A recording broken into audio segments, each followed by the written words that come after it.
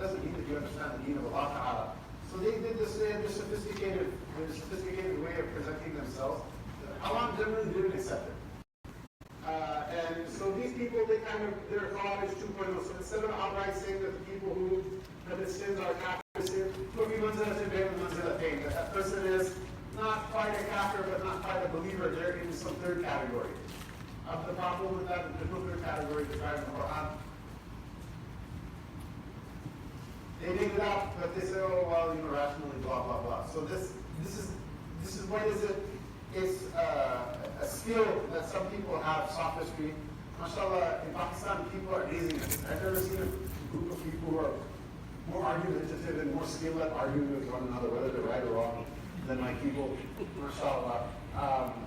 There's a way of, if you're wrong, there's a way of winning a debate, and if you're wrong, even if the person you're debating with is very intelligent, there's a way at least of not losing. So they were very good at this. They were very good at this. And so the ulama of the Sunnah, there are people who used to study Hadith and Quran, right? The style of the Arabs is to get straight to the point, speak openly and get to the point. That's why Allah Ta'ala says about this book,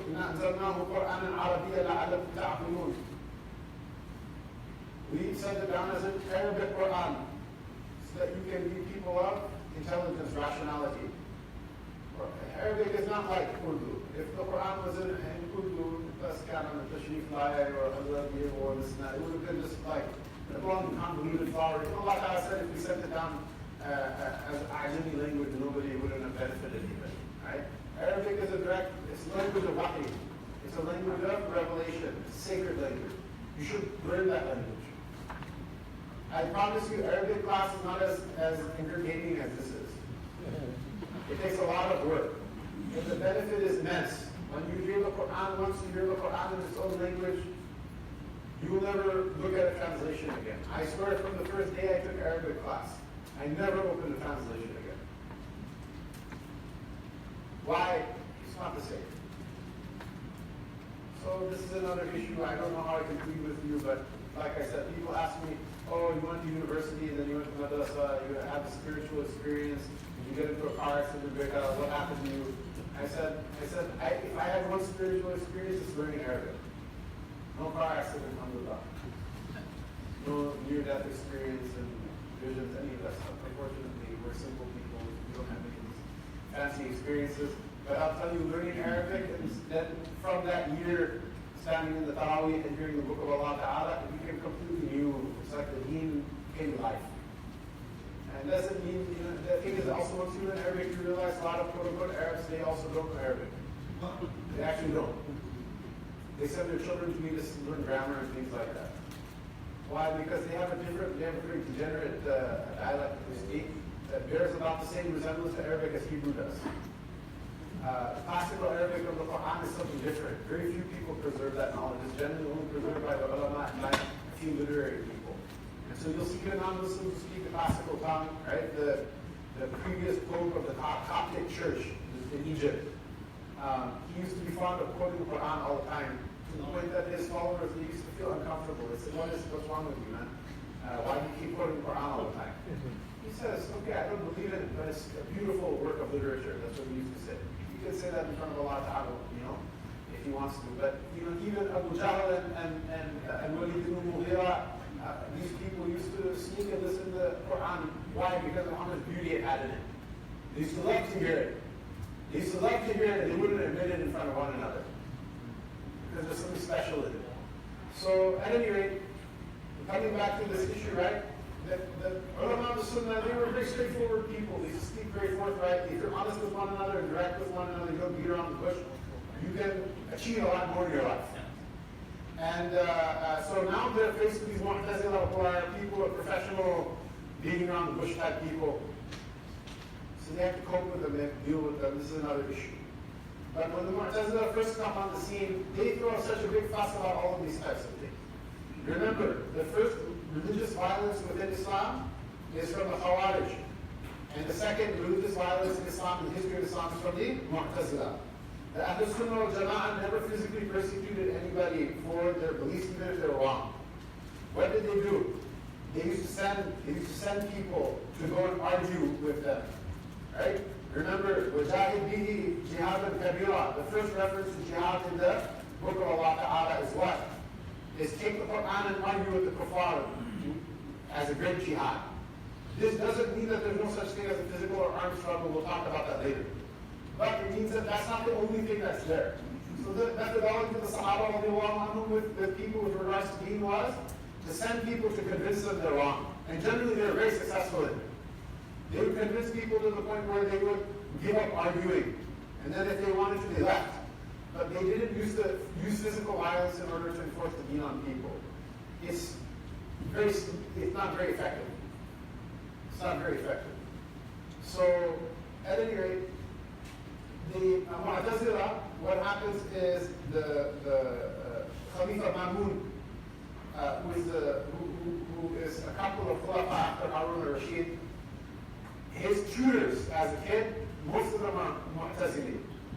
Because they're very sophisticated people, so the Khalifa wanted his son and the royal household, the princes, to be educated in a sophisticated manner. So they grab his ear and he becomes one of them.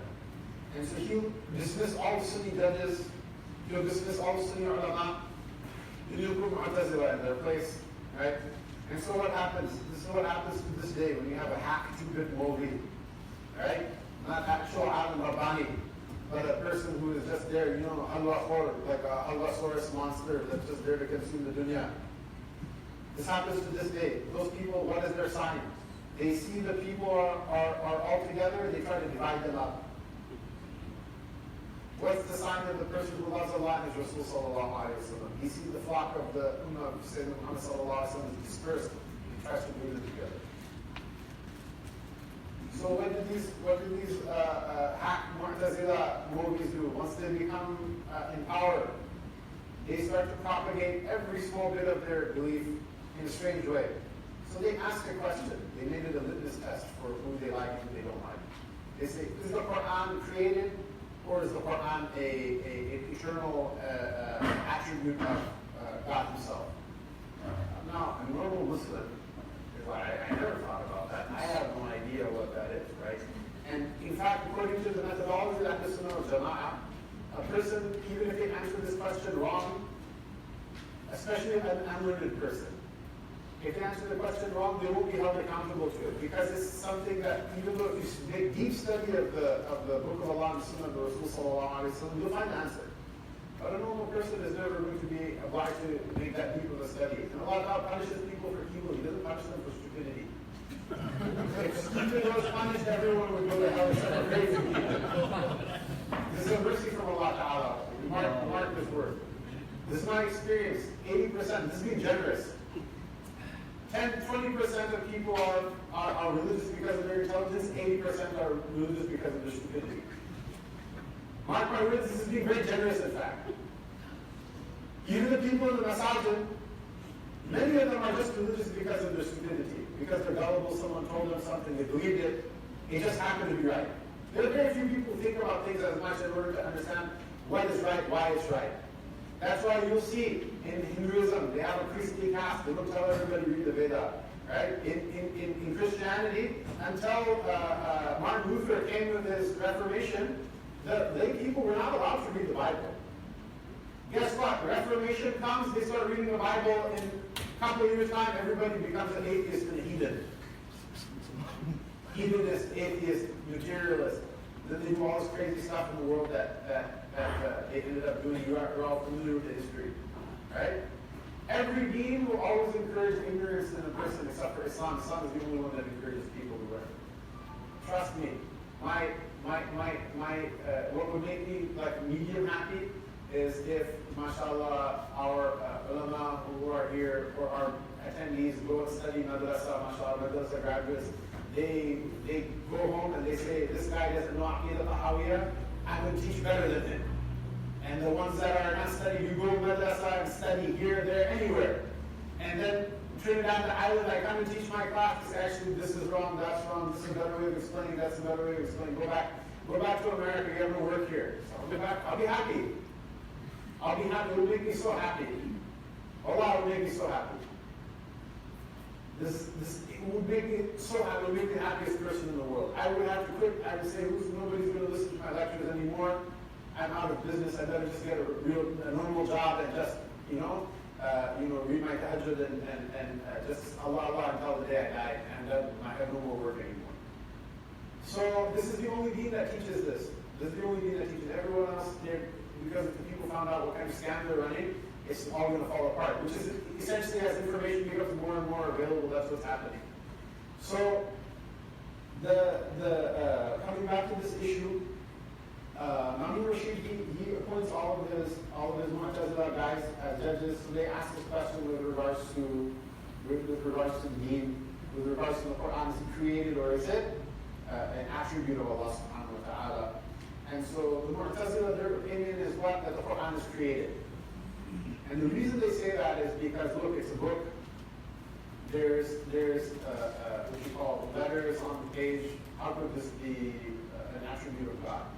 And that there are what you call, the sounds that you make with your mouth. How could that be an attribute of Allah Ta'ala? Allah Ta'ala is no one like unto him. These are all physical things. This is not an attribute of Allah Ta'ala.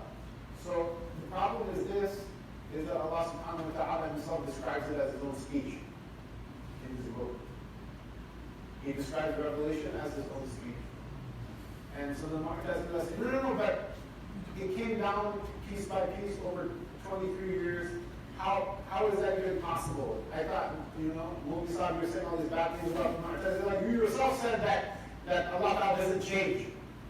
How is it that the Quran is an attribute of Allah Ta'ala? It came down in 23 years. This is all, by the way, where remember we said frame of reference is very important. Okay? So let's talk about answer the question, what is the Quran? Going through different frames of reference. Okay? From the universal frame of reference, the Quran is Allah's speech. Allah's speech is one of his attributes. It existed forever. It was neither created, nor did it start, nor does it end. It's one of the attributes of Allah Ta'ala that was always with Allah Ta'ala. So this is something we'll get to in this book as well. That this is the Aqeedah of the ASWJI, that the first thing Allah Ta'ala created was the tablet and the pen. And He commanded the pen to write everything that was, everything that is, and everything that will ever be. So this is a testament to the knowledge of Allah Subhanahu wa Ta'ala. Why? Allah Ta'ala didn't need a written record. But one wisdom that comes to my mind is that we cannot relate to the knowledge of Allah Ta'ala. It's too overwhelming. But we can relate to created things. So this is a created thing that has all of this information on it, that the source of which is overwhelming. Something we can think about. We can't ask the question, what is Allah Ta'ala? Because we'll never be able to understand. But we can ask what? We can say, oh look, this is a written attestation that has all this information in it of what was, what is, and what will always be. And part of that tablet, which is referred to in the Quran, it's a lawh al-mahfuz. The words of that invoke that Quran are now written on this tablet. Okay? Then we come down one level. So we went from this being an attribute of Allah Ta'ala. Now there are words that are connected with that attribute. They're written on the lawh mahfuz. And then we say that whoever recites these words, they invoke the attribute of Allah Ta'ala. So neither is the Quran itself the book. Technically speaking, if you sit with the ulama, they will say, hand me a Quran. Why? Because the Quran is an eternal and uncreated attribute of Allah Ta'ala. You cannot hand it to people. And there's definitely no such thing as hand me 3 Qurans, because that doesn't work. There's only one Quran. What do the ulama say? They say, hand me the Mus'haf.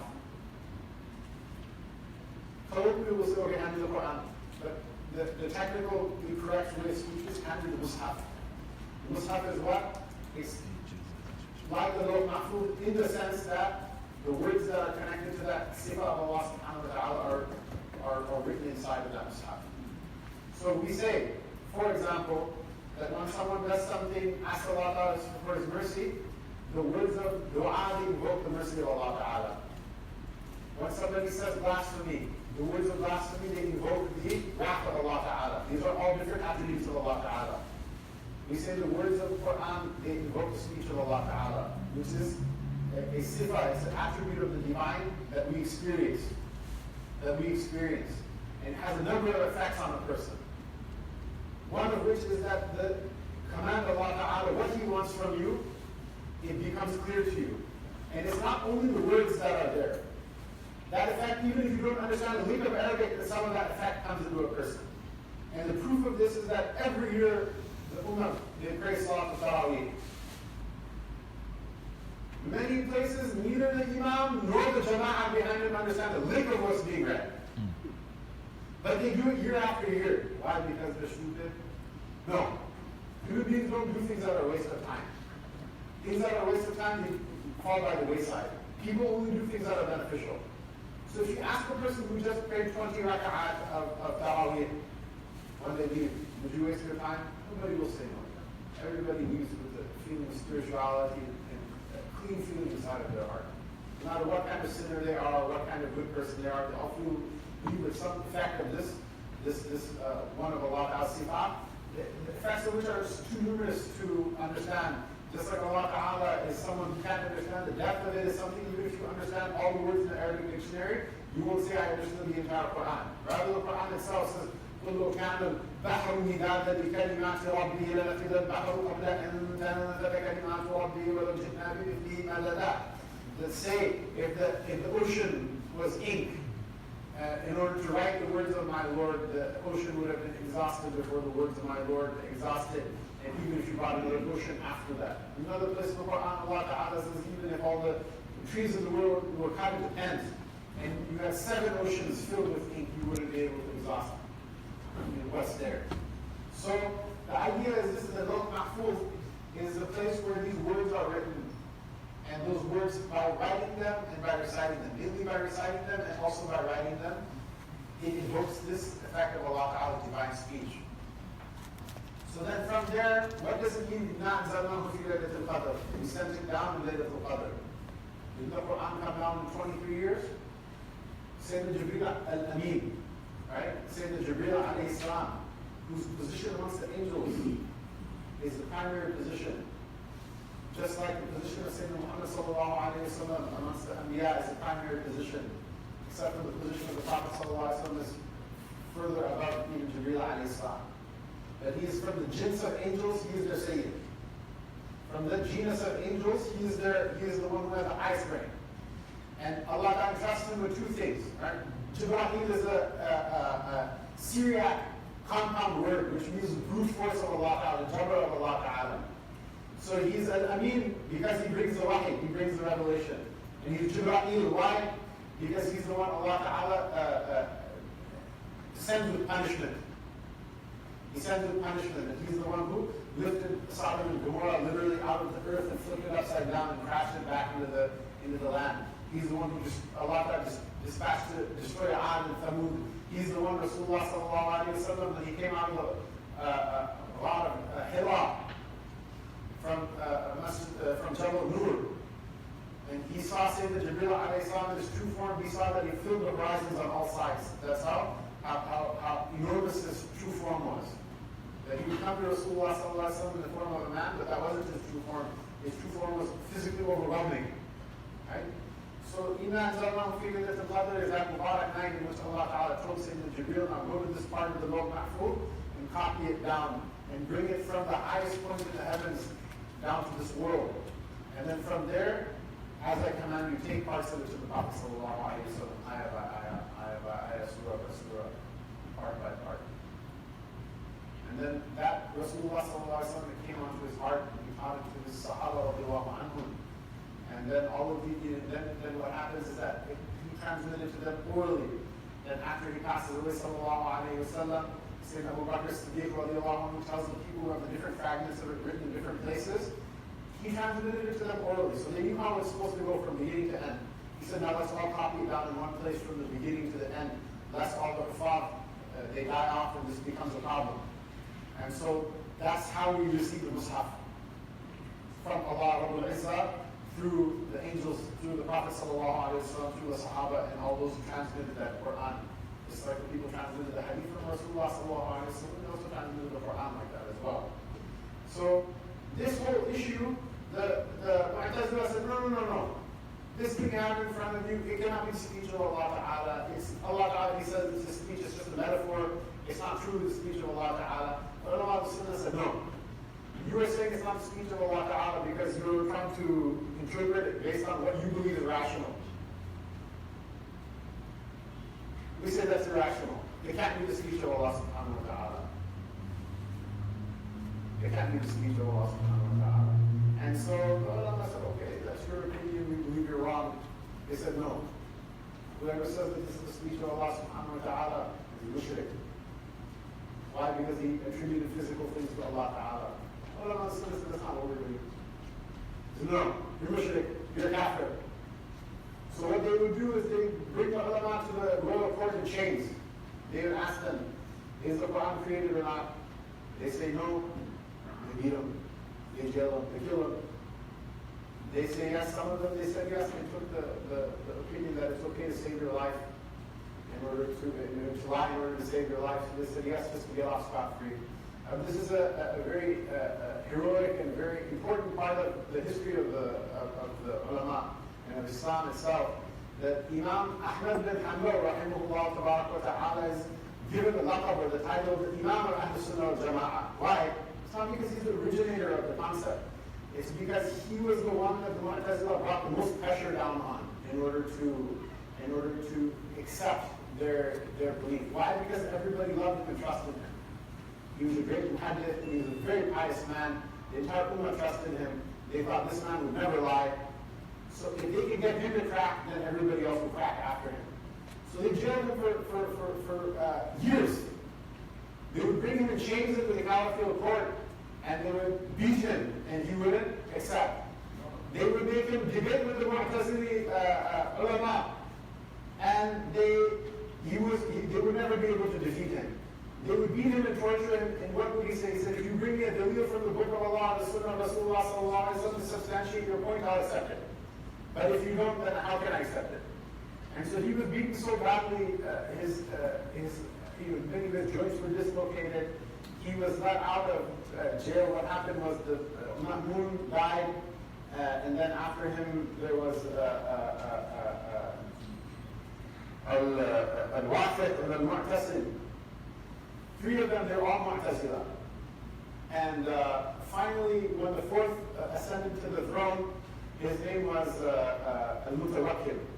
Mutawakkil was a politically astute man. Allah knows what's best and what's in his heart or not. But he said, this is ridiculous. The regular Muslims hate us now. They hate Banu Abbas and they hate our government because they blame us for basically beating up their heroes and the ones that they love, the ulama and the salihin, in order to make these stupid movies happy. They're on the edge. You realize that the public is on the edge of rebelling against the government because of such a freak show that they made out of this issue. And so he said, these people are fanatical idiots. They're going to kill everybody because of their fanaticism. So he dismissed all of Mu'tazila from their positions. And he freed all the ulama from the jails. And he, as a reconciliation to Imam Ahmad bin Hanbal, he offered him that you should be the judge. You should be the qadi, the judge of judges, the chief justice of the entire Khilafah. Imam Ahmad bin Hanbal steadfastly refused to take any position with the government ever, as long as he lived. Why? Because he also didn't trust that these people are just and righteous people. But then again, this standard is something different. The standard was much higher. That's the reason Islam survives us to this day. Those people like myself, it would have been game over a long time ago. Those people kept a very high standard of being alive because they understood if they mess up in that time, Islam is not going to be left over for the future. If we take it easy right now, don't be surprised if all the children, their name is Hussein, but they're like Barack Hussein Obama eating a fried pork chop at the Iowa State Fair while going to church on Sunday. Don't be surprised. If we put in the effort, we'll get some result out of it. If we don't, if it happens from Allah's fadl, it happens, otherwise don't expect it. At any rate, coming back to this issue with regards to the khalq of the Quran, this issue becomes famous because of that. Imam Ahmad bin Hanbal by no means the only alim who was tortured because of this issue. He's by no means the only one, but he's definitely the most high-profile one that stood out. They couldn't defeat him in debate, and they couldn't beat him out of it. He was let out of jail during the Khilafah of Al-Mutawakkil, and he survives like just a couple of years after that. And he's injured so badly, he basically dies from his injuries. He says that to the day he dies, he says all of the pain from the beatings and things like that, it still causes me great distress and it's difficult for me. He basically dies from them. And so that's why this issue is now mentioned in the books of Aqeedah, because it was made into a big deal. It was made into a big deal.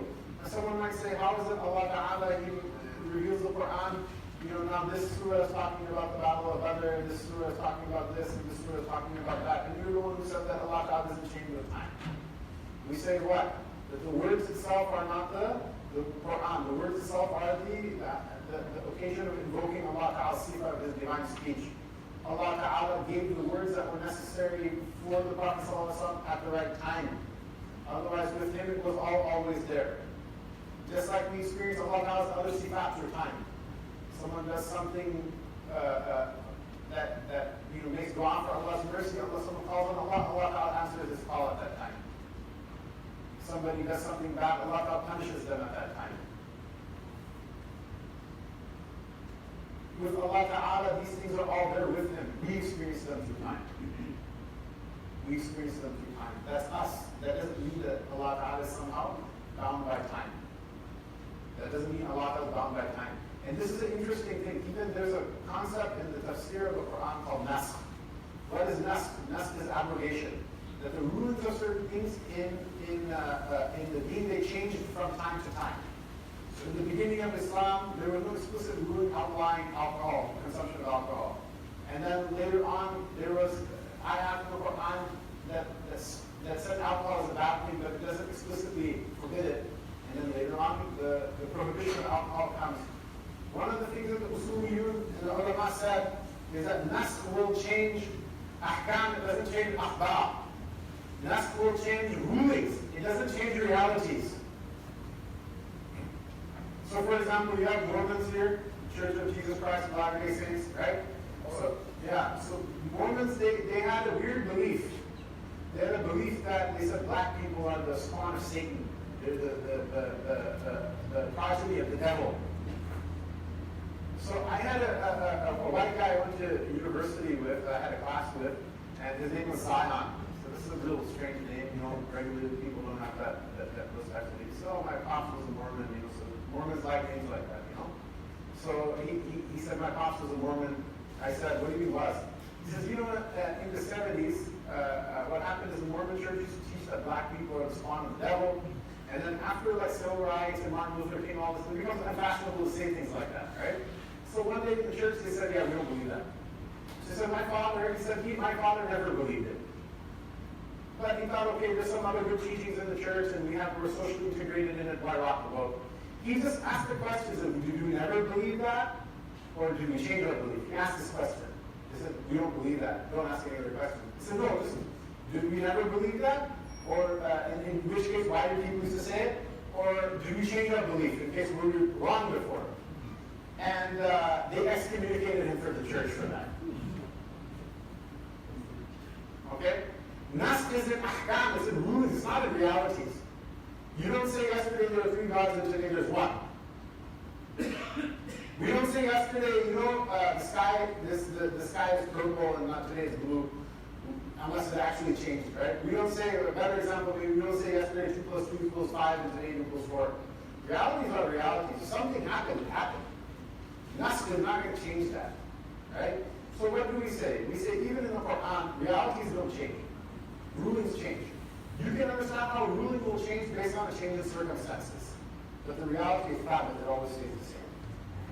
Aqeedah, a great portion of them describe these types of realities, they don't change. This is the ta'wil of the hadith of the Prophet ﷺ, that the Anbiya alayhi salam are brothers. They have the same father, but they have different mothers. The father is what? The Aqeedah. Tawheed.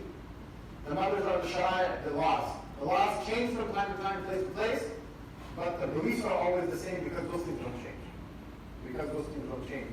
So at any rate, the Mu'tazila, they took a very sophomoric approach to this issue, and they killed a lot of people, they caused a lot of fasad, and then basically after that, the government said, you guys are crazy, you're going to get us overthrown, and you wasted money and capital of Muslims in these small issues that are not issues that really a person is obliged to do anything about in the first place, and you people are on the way out.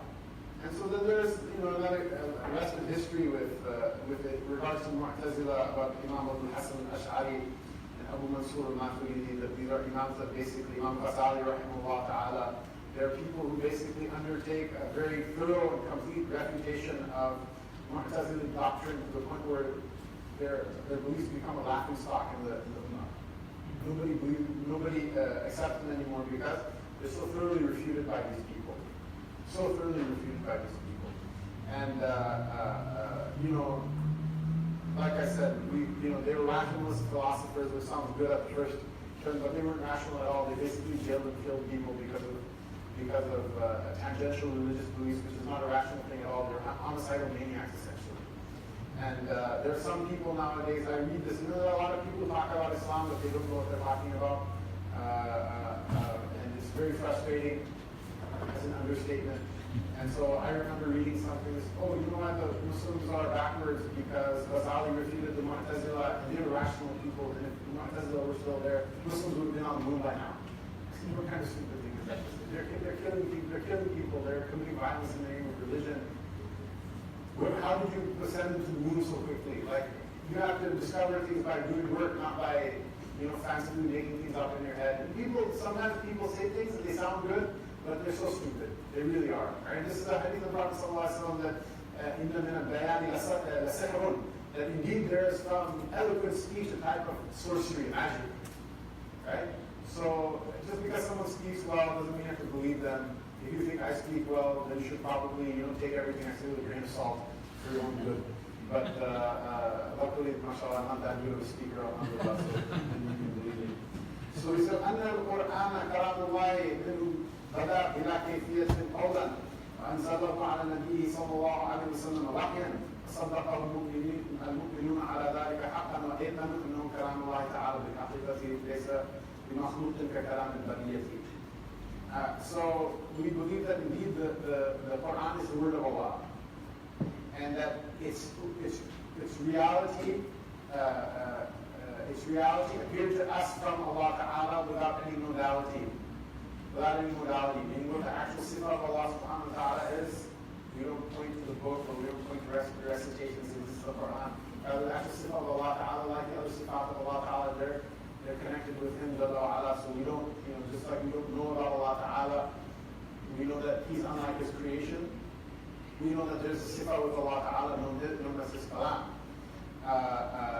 And then He sent it down on His Prophet ﷺ as revelation. Sent down what? The words that we can say in order to invoke that attribute of Allah Ta'ala. And the believers, when they heard those words, they accepted them as true. And they were certain that this is the speech of Allah Ta'ala, literally the speech of Allah Ta'ala. And it's not created like the speech of the creation. So for example, if you read in the books of tafsir, right, they say, even with respect to the other prophets, alayhi salam, that when Allah Ta'ala spoke to Sayyidina Musa alayhi salam, Sayyidina Musa alayhi salam heard Allah Ta'ala with his ears, with his head, with his chest, with his hands, with his entire being.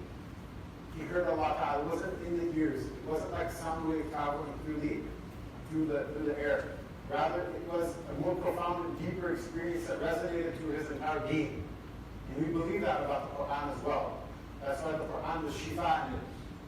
Right? The Sahaba radiallahu anhum, they used to read Fatiha and Ayatul Kursi and different ayat of the Quran on a person, because just hearing it, even if a person is a kafir, just hearing it, it's not just a sound wave. There's something else that goes on inside when you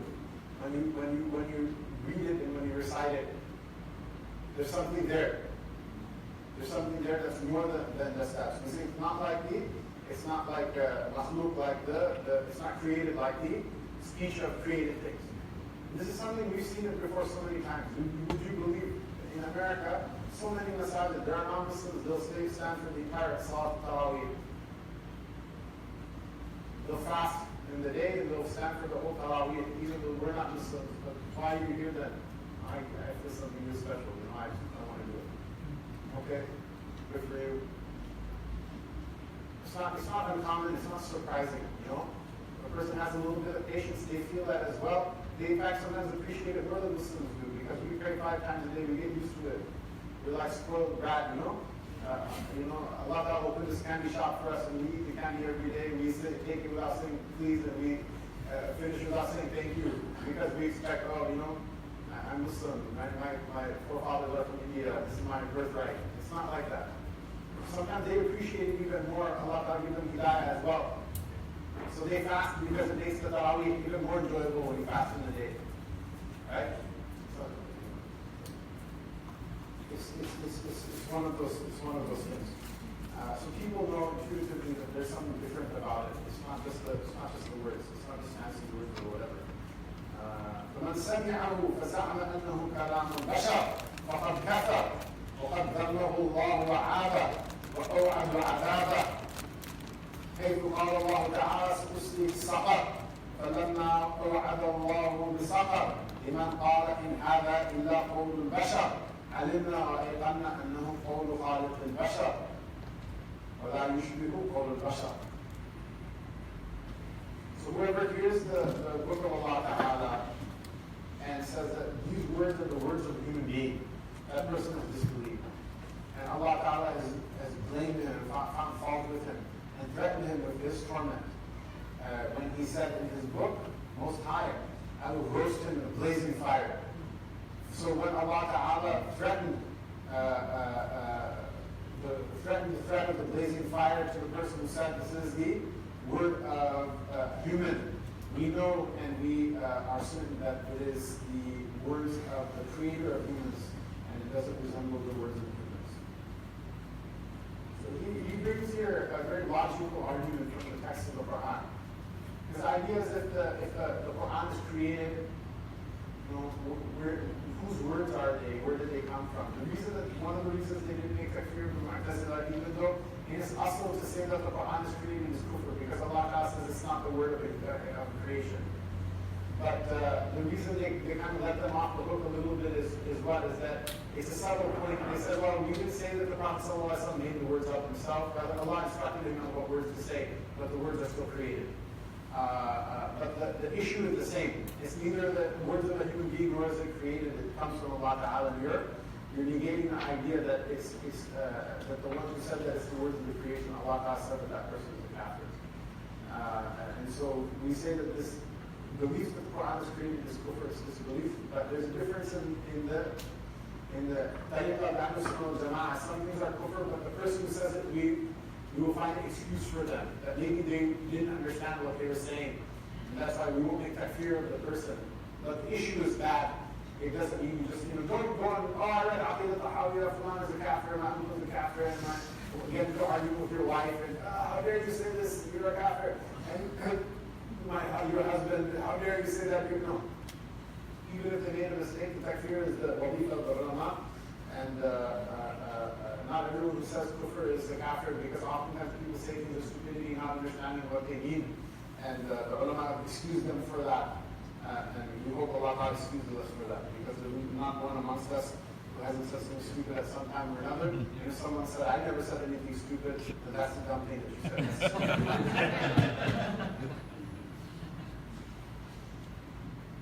ومن وصف الله بمعنى من معاني البشر فقد كفر فمن أبصر هذا اعتبر وعن مثل قول الكفار الزجر وعلم أن الله تعالى بصفاته ليس كالبشر.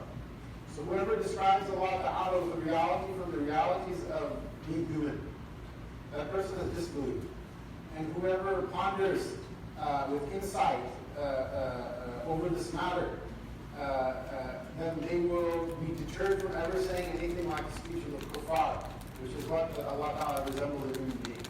And that person knows in their heart Allah Most High in all of His attributes is nothing like a human. Nothing like a human. So we continue. This is a silsila now of points that he's going to more or less beat down the Mu'tazila. Even though these are part of our beliefs, but the reason they come up and there's so much explanation is because of all the tashwish that the Mu'tazila put into the minds of people. So وَرُؤْيَةُ حَقٌّ لِأَهْلِ الْجَنَّةِ بِغَيْرِ إِحَاطَةٍ وَلَا كَيْفِيَّةٍ كَمَا نَطَقَ بِهِ كِتَابُ رَبِّنَا وُجُوهٌ يَوْمَئِذٍ نَاظِرَةٌ إِلَى رَبِّهَا نَاظِرَةٌ وَتَفْسِيرُهُ عَلَى مَا أَرَادَ اللَّهُ تَعَالَى وَعَلِمَهُ. So we go to a verse in the beginning of Surah Al Imran. Okay? Allah Ta'ala says, هُوَ الَّذِي أَنزَلَ عَلَيْكَ الْكِتَابَ مِنْهُ آيَاتٌ مُحْكَمَاتٌ. Allah Ta'ala is the one, He says, He is the one who sent down upon you, Muhammad sallallahu alayhi wa sallam. He sent down upon you this book, the Quran. Some of its verses are muhkamat min kitab. Some of its verses are very clear in what the meaning is. Those form the bulk of the revelation. So Allah Ta'ala says, the male thief and the female thief amputate their hand. It doesn't mean like this is an allegorical reference to the virtues of charity. It's something everyone understands what it means. So most of the ayat of the Quran are ayat like that. It's very clear what they're trying to say. And there are other ones that are allegorical, however. It's not as clear what's being mentioned here. It's not as clear immediately what the meaning of these verses are. They're not meant to be taken literally. متشابهات فأما الذين في قلوبهم زيغ فيتبعون ما تشابه منه ابتغاء الفتنة وابتغاء تأويله. Right? As for those people who are crookedness inside of their hearts, they will fixate, obsess with the mutashabihat, with the allegorical verses of the Quran, thereby opening the door of punishment from Allah Ta'ala on them. Remember, the word fitna means what? The first and the basic meaning of fitna is punishment. وَاتَّقُوا فِتْنَةً لَا تُصِيبَنَّ الَّذِينَ مِنكُمْ خَاصَّةً. Allah Ta'ala says, protect yourself from such a fitna which will not afflict only the people amongst you who are transgressors. Meaning what? Meaning not a test, meaning a punishment. Right? This is a rule that the punishment of Allah Ta'ala comes on nations collectively. If 99 people are evil and one person is good, they're all going to die in the punishment. The good one will go to Jannah and the 99 bad ones will go to the fire. And if 99 people are good and one person is evil, they'll all enjoy the bounty of Allah Ta'ala in this world. And the 99 will go to Jannah afterward and the one evil one will go to the hellfire. This is the reason why we should make sure that our society is reformed. Why? Don't leave that one bad one to keep doing bad things until he brings the adab of Allah Ta'ala to your door. Straighten them out so that at least in this world we don't have to deal with the nonsense. There's an impetus to straighten things out. There's a whole prophetic methodology how to do that. You don't do that by yelling at people and calling their names and beating them up most of the time. Most of the time, when you live in like a happy self-esteem culture, also you're not going to, you're not going to do everything in life by giving people candy. That's the truth. It's a reality. But generally, in the Sunnah of the Prophet ﷺ, the nice side is given priority over the other one. The nice is what's the default, and the other solutions are only exceptions when the first one doesn't work. Okay. But at any rate, coming back to this issue. With regards to the Quran, there are certain things Allah says about Himself in the Quran that may lead a person to think, oh, maybe does Allah have a body? Why? Because Allah Ta'ala's hand is above their hands. It's mentioned in the Quran. In the words literally, that's how they translate, right? That's how these words translate. So one might ask, who's firmly situated on this throne? Does it mean Allah has a body and is sitting in a chair in the sky? Absolutely not. Absolutely not. The general rule, which is in the book of Allah Ta'ala, there's nothing like anything like unto Him. That there's nobody, there's no one like unto Him.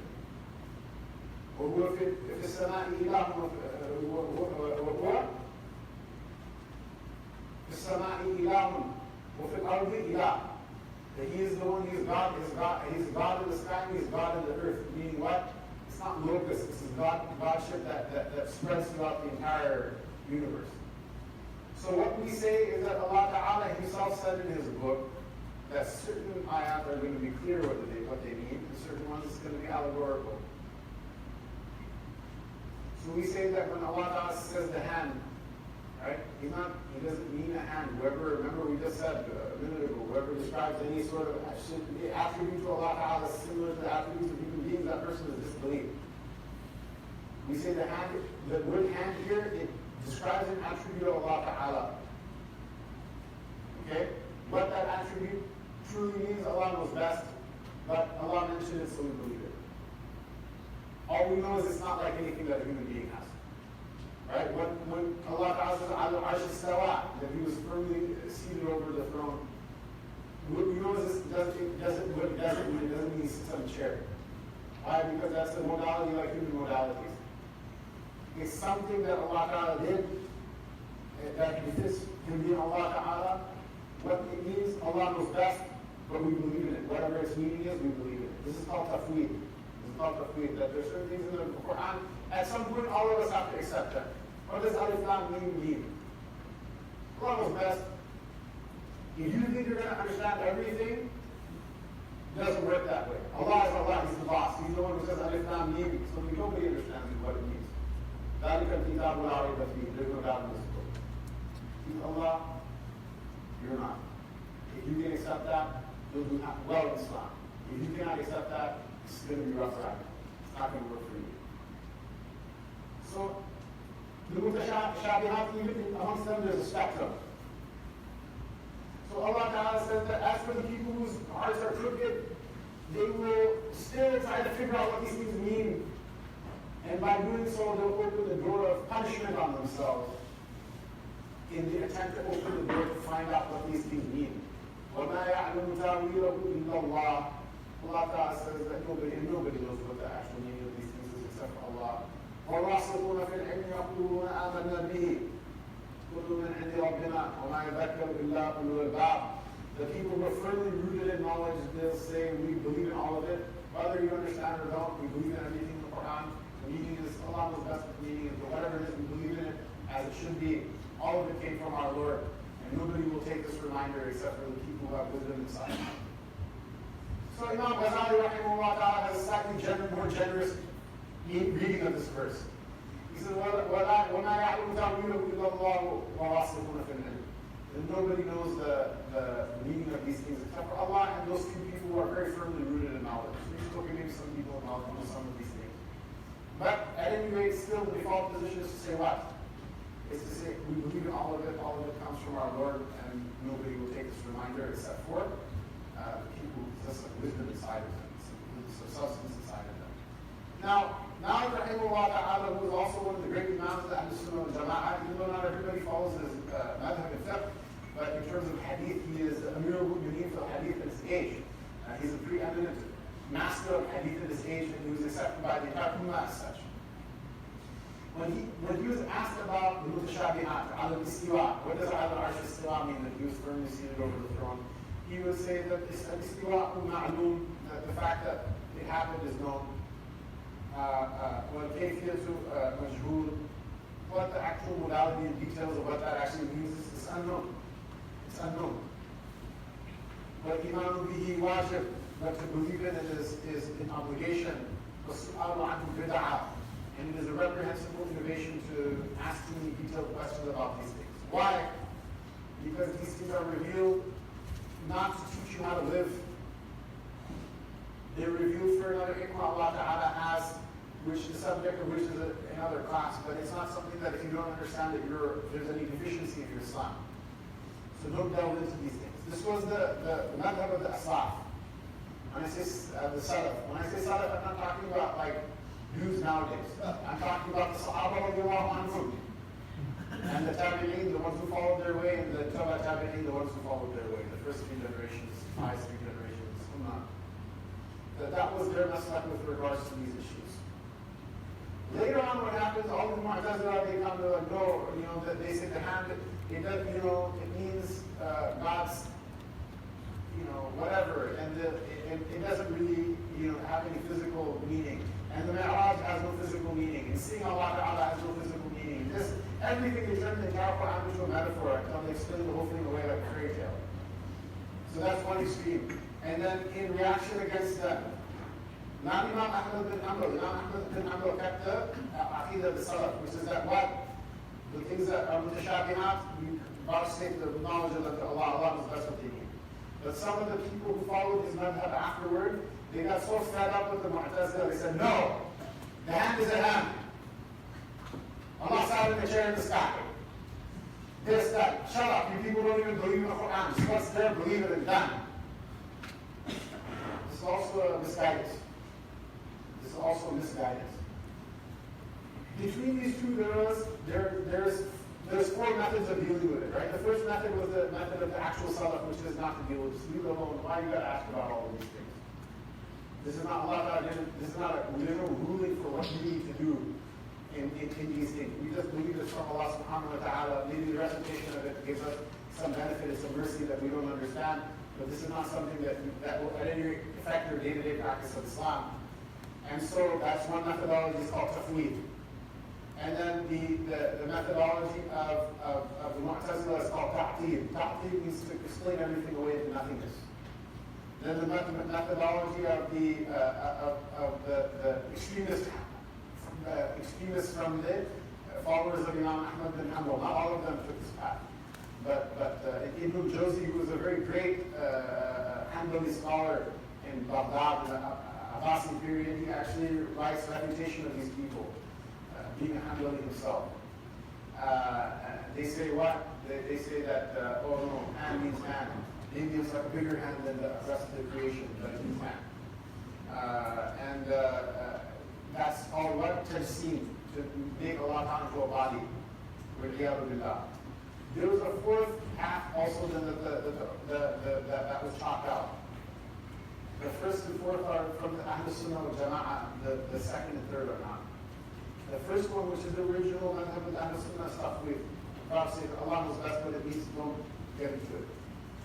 The fourth path is called what? It's called ta'wil. Ta'wil sahih. And what ta'wil is this, is to look at something kind of just a little bit subtle, pay a little bit of attention, otherwise I'll lose you. Ta'wil is to say, look, this text has a number of possible meanings that we can see in front of us. You said one possibility, we will prove that there's possibilities that are more correct than yours. The point of ta'wil is not to say what the ayah means. The point of ta'wil is to say your explanation is stupid. Your explanation is not good. Because we can pick other explanations that are more correct than yours are. The methodology that ulama of the Sunnah wal Jama'ah was not to use ta'wil as a way of learning new things about Allah.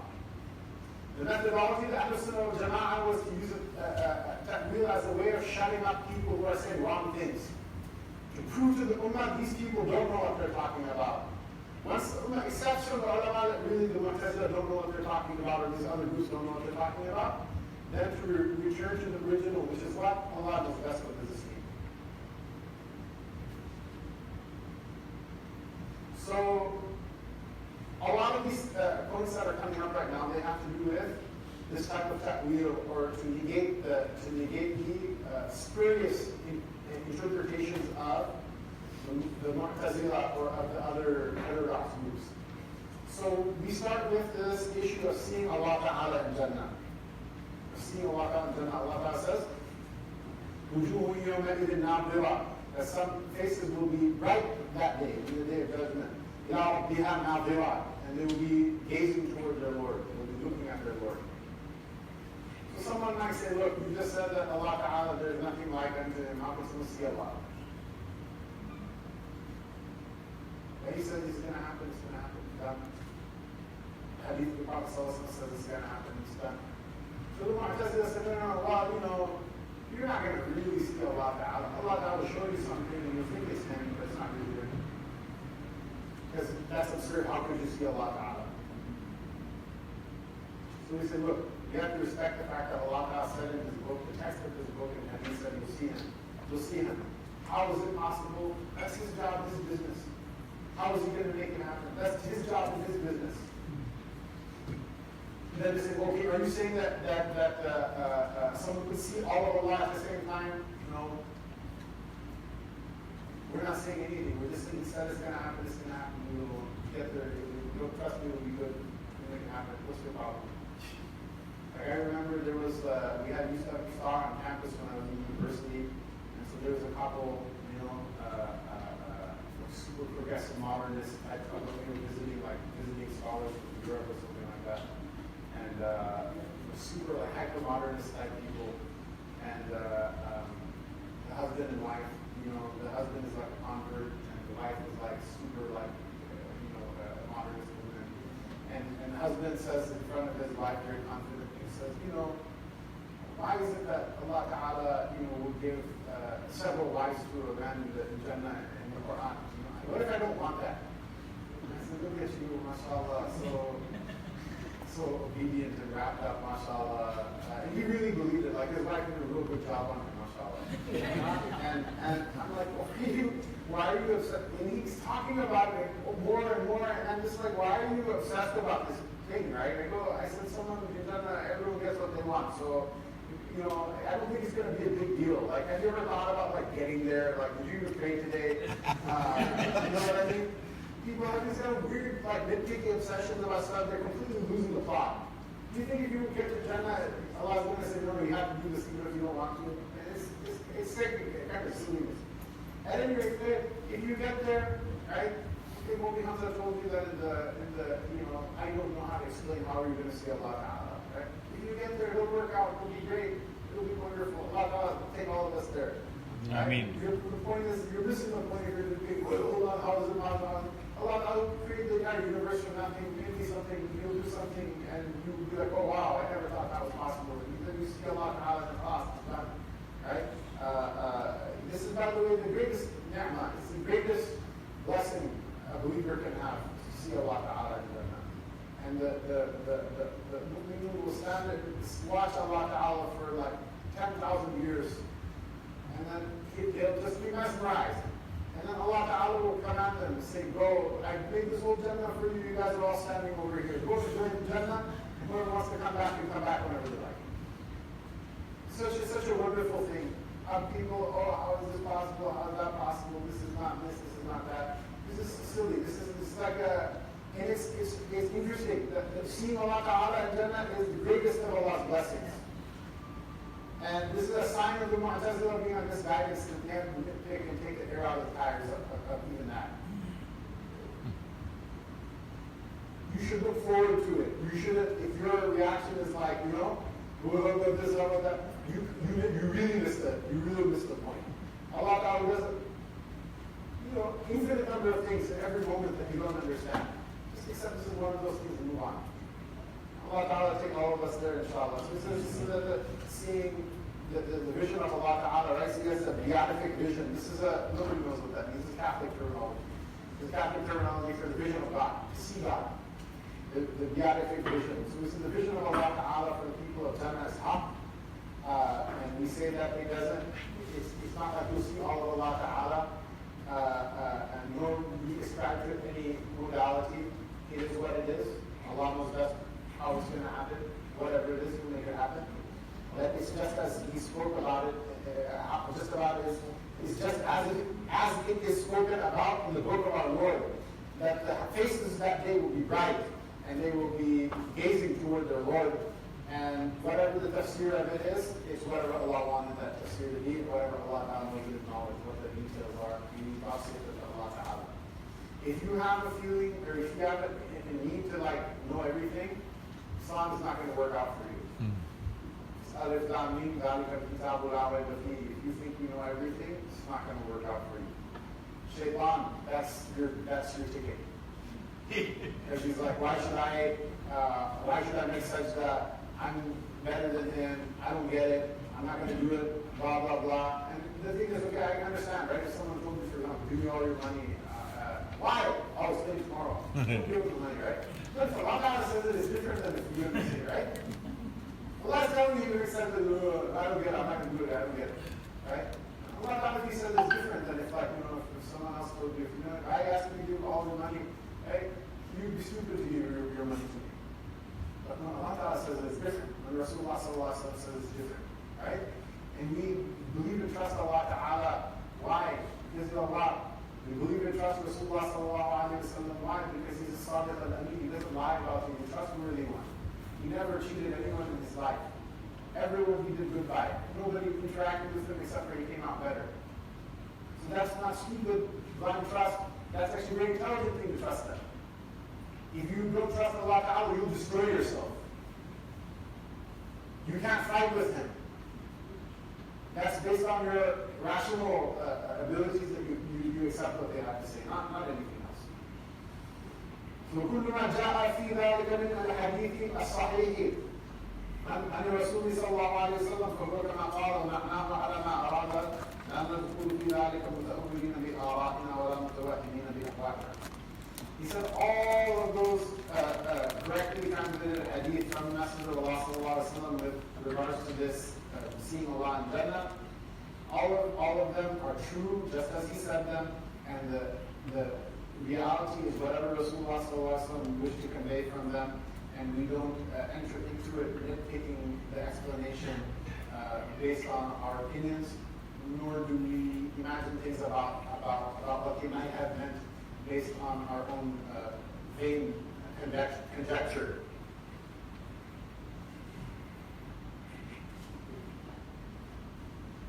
فإنه ما سلم في دينه إلا من سلم لله عز وجل ولرسوله صلى الله عليه وسلم ورد علم ما اشتبه عليه إلى عالمه.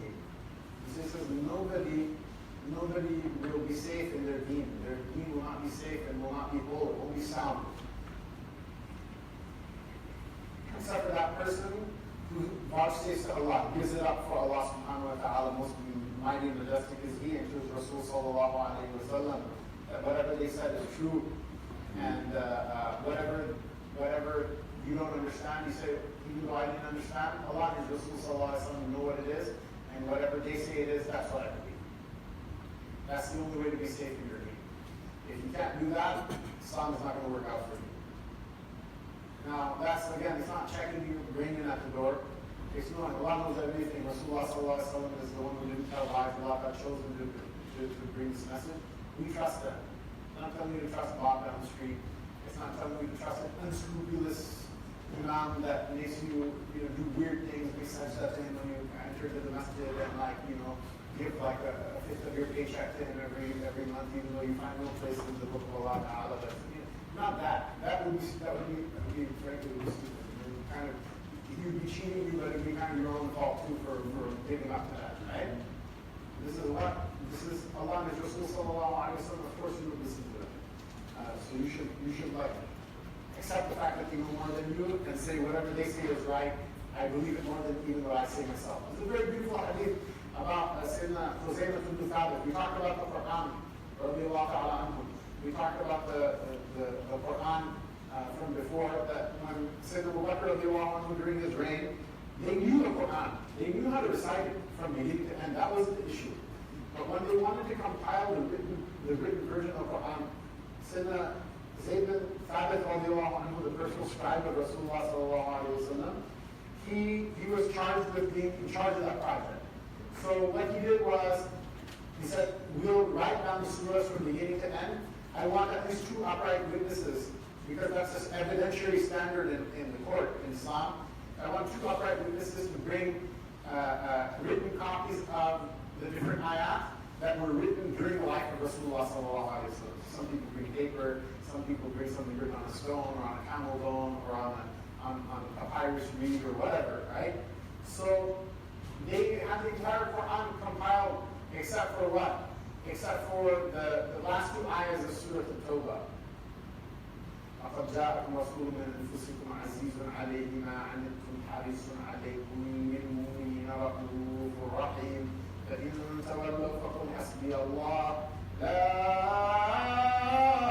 إله إلا هو عليه توكلت وهو رب العرش العظيم. These 2 ayahs, they knew as part of Surah At-Tawbah, they all used to recite it. Right? The only one person who brought the written attestation to it was Huzaymah ibn Thabit radiallahu ta'ala anhu. He was the same Huzaymah ibn Thabit who one day Rasulullah sallallahu alayhi wa sallam had a trade dispute with the Yahudi of Medina. So what happened? The Yahudi said, no, you know, it should be like this, or Rasulullah sallallahu alaihi wasallam disagreed with him. I imagine this is Rasulullah sallallahu alaihi wasallam. If you wanted to, you could have been like, look, there's more of us than you. Shut up and get lost. We'll kill you. Which is essentially what they do now in Israel, right? Unfortunately, the Palestinians were in charge. Some of them would do the same thing to the Jews as well, which is not right either way. Rasulullah sallallahu alaihi wasallam was just man. So he said, okay, you don't accept me as a messenger of Allah in this trade dispute. You don't accept me as anything but an equal. So this is the custom of the Arabs. They would do things like this. It's okay, the next person who comes by, they'll adjudicate our dispute. So Khuzaymah ibn Thabit is the next one who comes by. So Rasulullah sallallahu alaihi wasallam stops him and he says, look, I had a dispute with this Yahudi and I want you to judge this case. So hear from my side and hear from his side and then tell us who's right.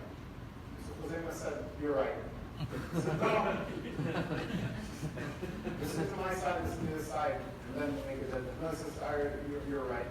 He said, I already believe that the wahi comes down from the seven heavens onto your heart, and I don't believe it's possible for you to lie.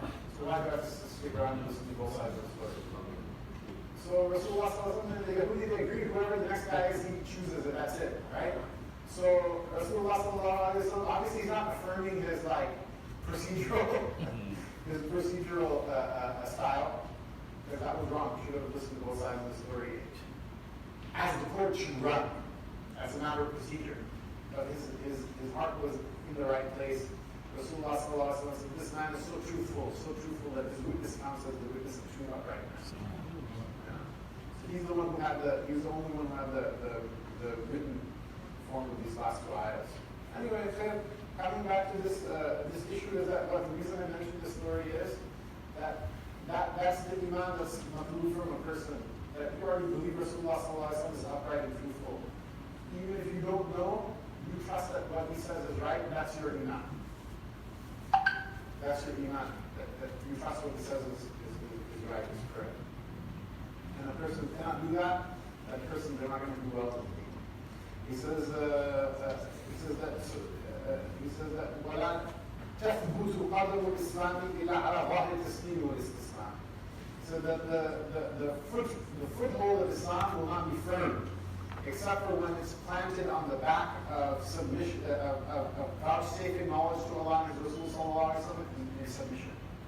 Meaning that if you can't accept that Allah knows and you don't know, and you can't submit to Allah Ta'ala, then your Islam is always going to be wishy-washy. You're always going to be doubting everything.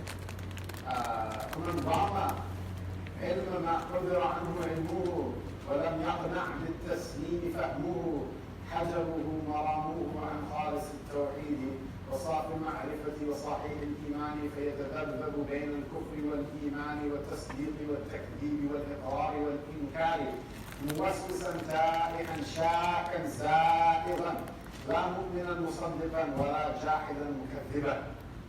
He said that whoever desires that knowledge that they were warned not to seek.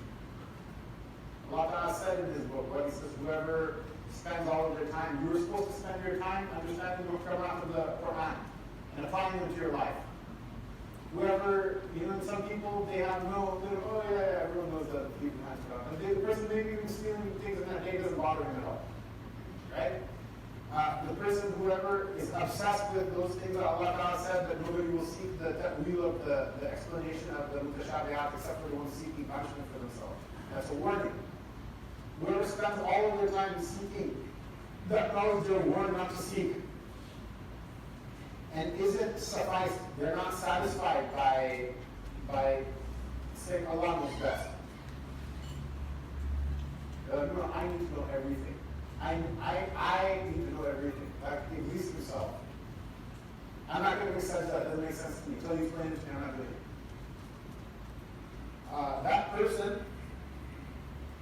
That person, his desire will serve as a hijab between him and between Tawheed. Because what? They're not accepting the idea that Allah knows best.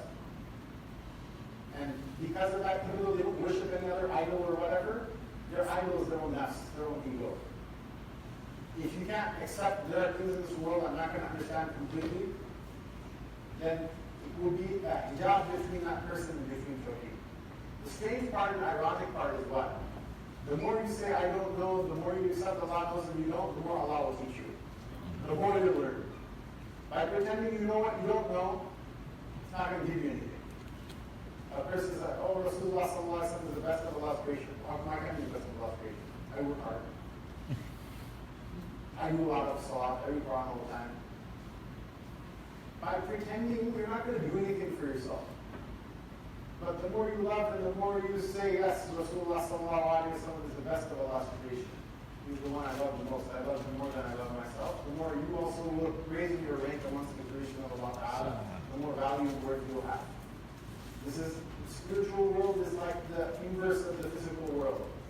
In the physical world, you work out, become tough, strong, wealthy, you become powerful. In the spiritual world, man tawada'a lillahi rafa'ahu Allah. The one who humbles himself for the sake of Allah Ta'ala, Allah Ta'ala will raise them. The person who keeps exalting themselves spiritually, they're the most fickle and brittle people. If you don't believe me, the age we live in is like the tafsir of this hadith. This guy, he's crazy. He doesn't accept anything wrong he does. He will lie in front of people. He'll bring the proof in front of his face. He just lied about this thing. No, I didn't, no, that's all facts and fake news and blah, blah, blah. And he's just a ridiculous person. And he has a legion of ridiculous people behind him that like, they love him. He's made for them. They're made for him. Done. Right? And you see how this person has no value whatsoever inside. He's the most cheap and basic person that there is. It works opposite in the spiritual world. Even if you have a lot of money and power and things like that, it's obvious to everybody how worthless you are. Whereas the people who are the most humble, those are the ones people love the most. Those are the people miss when they pass from the school. People weep for them. They say, I'll never see someone like that ever again in my life. So that person, their desire to know everything will become a hijab between them and between pure tawheed and between a clean gnosis of Allah Ta'ala, knowing Allah Ta'ala with purity and having correct iman. And such a person will vacillate between kufr and between iman, and between accepting the deen as real and thinking the deen as false, and between accepting the deen in his life and saying, I have nothing to do with it. And that person will constantly be assailed by whispering, and that person will constantly wander aimlessly in the desert. That person will always, everything they do will be filled with doubt, and everything that they do will be crooked. They won't do anything correctly. There's some people that are like that. Even if the person comes to give a person zakat or sadaqah, they say something stupid when they're giving it to them, or they do it in a way that's like harmful.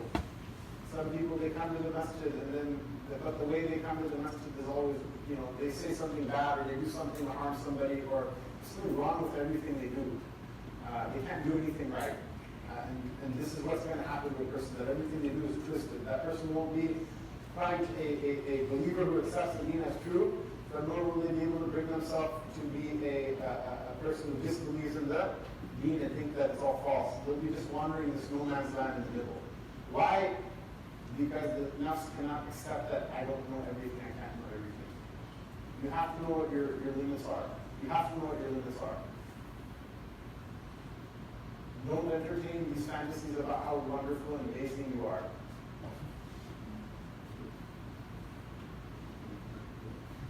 Right?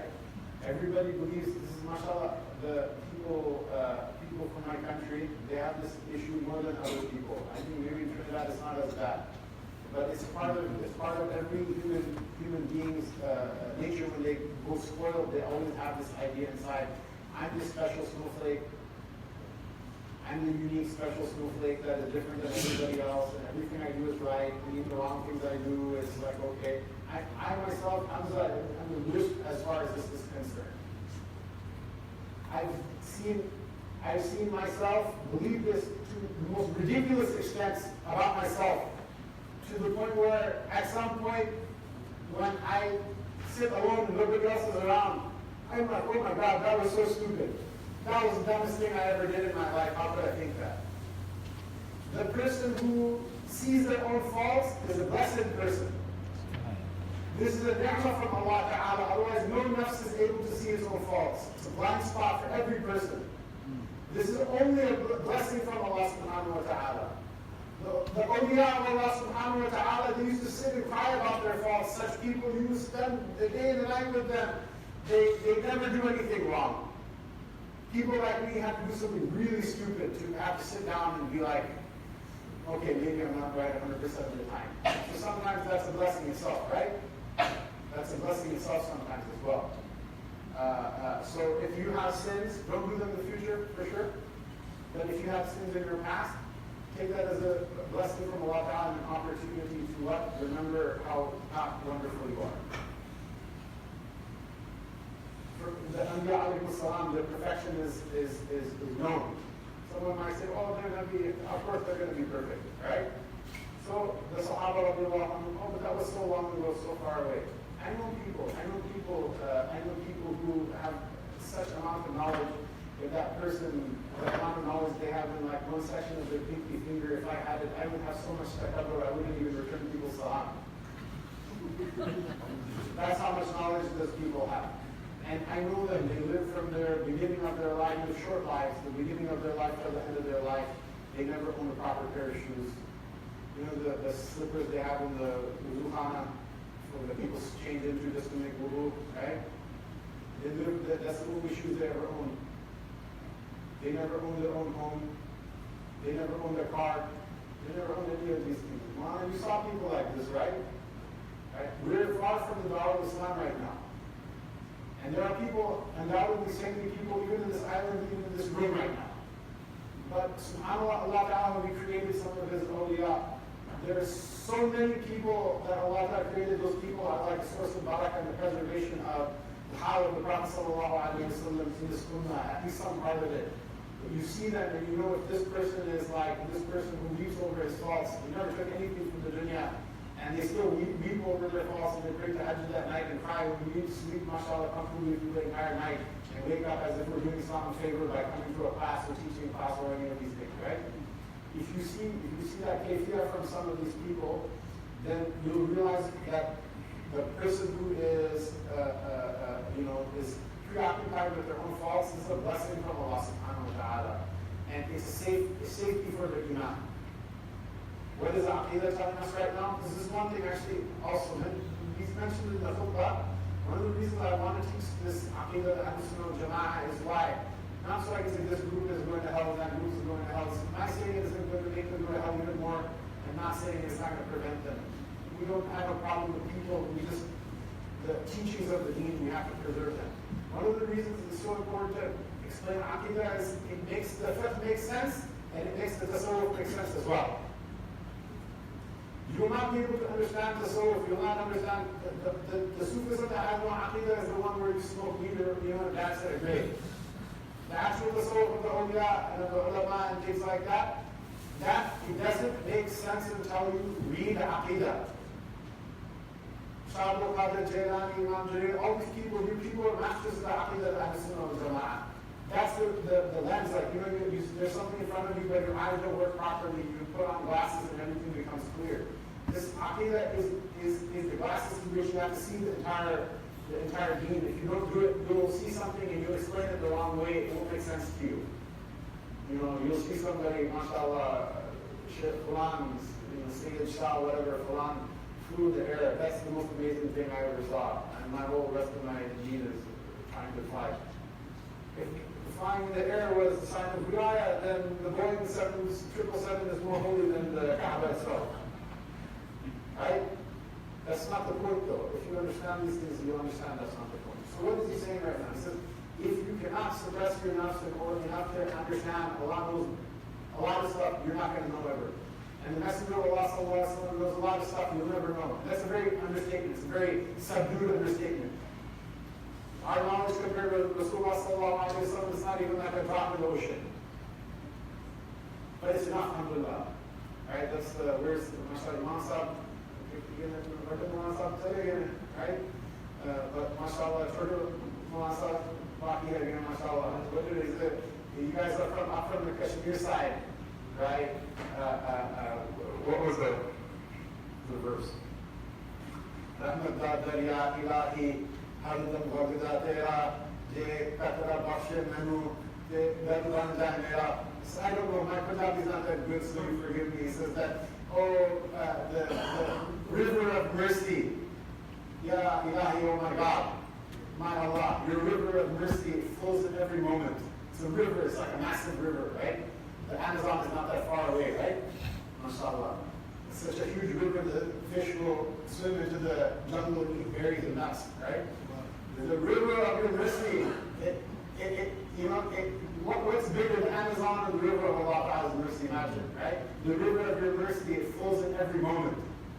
If even one drop of it sprays out and hits me, I'm good. Everything is done. I'm done. I made everything. I don't need anything else from this existence, right? If you that's not just the soul. That's aqeedah. That's not just a fancy thing to say. It's a belief of ours, right? That our knowledge is nothing, not even a drop of water from the ocean of knowledge of Rasulullah sallallahu alaihi wasallam. But it's enough. ولا يصح الإيمان برؤية أهل دار السلام لمن اعتبرها منهم بوهم أو تأولها بفهم إذ كان تأويل الرؤية وتأويل كل معنى يضاف إلى الربوبية بترك تأويل ولزوم التسليم وعليه دين المسلمين وشرائع النبيين عليهم السلام. So he's saying that the belief in the seeing Allah Ta'ala in Jannah is not correct for the person who thinks of it, maybe it's Allah will show you something, you'll think it's God, but it's not you. This is wrong. Or someone's like, no, I'm a more sophisticated person, I wouldn't say something so silly. What I'm saying is maybe Allah will give you some increase in understanding of God, but you're not really going to see Him, but it's some understanding, right? So no, that's nonsense. Allah doesn't see Him. But how's that possible? Allah Ta'ala says it's going to happen, it's going to happen. When it happens, you'll get it. Yes, sir? Break time? Okay, mashallah. Let me just finish this point, inshallah. Otherwise, Maulana Sahib knows me. He knows me. Probably see many people like me. If you give me a chance, I'm never going to stop talking. He says, he says that, why? Because trying to interpret the vision of Allah Ta'ala in Jannah or any other attribute that has to do with Allah's being Allah.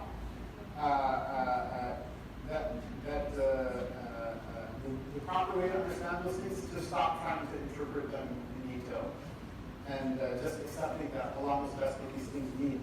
And that's what the deen of the Muslims is, and that's what the sacred law of all of the prophets is. So we take a break. What time do we come back?